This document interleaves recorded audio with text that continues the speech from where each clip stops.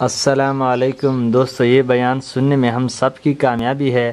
حضرت عائشہ رضی اللہ تعالی عنہ فرماتی ہے کہ نبی اکرم صلی اللہ علیہ وسلم ایک مرتبہ دولت کدہ پر تشریف لائے تو میں نے چہرہ انور پر ایک خاص اثر دیکھ کر محسوس کیا کہ کوئی اہم بات پیش آئی ہے۔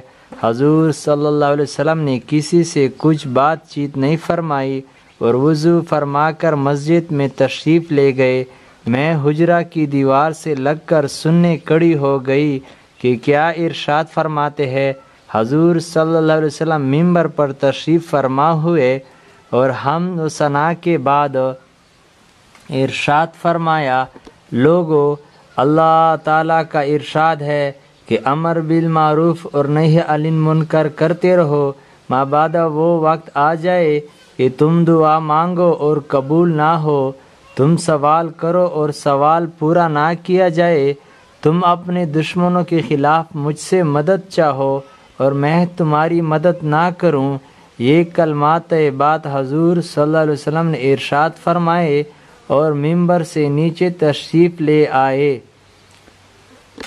حضرت عائشہ رضی اللہ عنہ فرماتی ہے کہ نبی اکرم صلی اللہ علیہ وسلم ایک مرتبہ دولت کدہ پر تشریف لائے تو میں نے چہرہ انور پر ایک خاص اثر دیکھ کر محسوس کیا کہ کوئی اہم بات پیش آئی ہے۔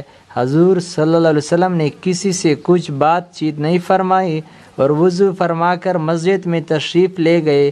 میں حجرہ کی دیوار سے لگ کر سننے کھڑی ہو گئی کہ کیا ارشاد فرماتے ہیں۔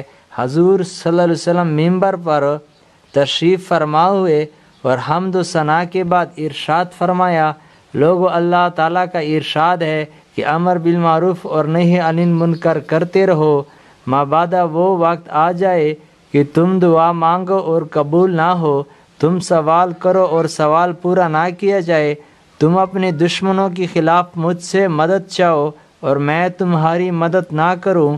یہ کلمات طیبات حضور صلی اللہ علیہ وسلم نے ارشاد فرمائے اور ممبر سے نیچے تشریف لے آئے۔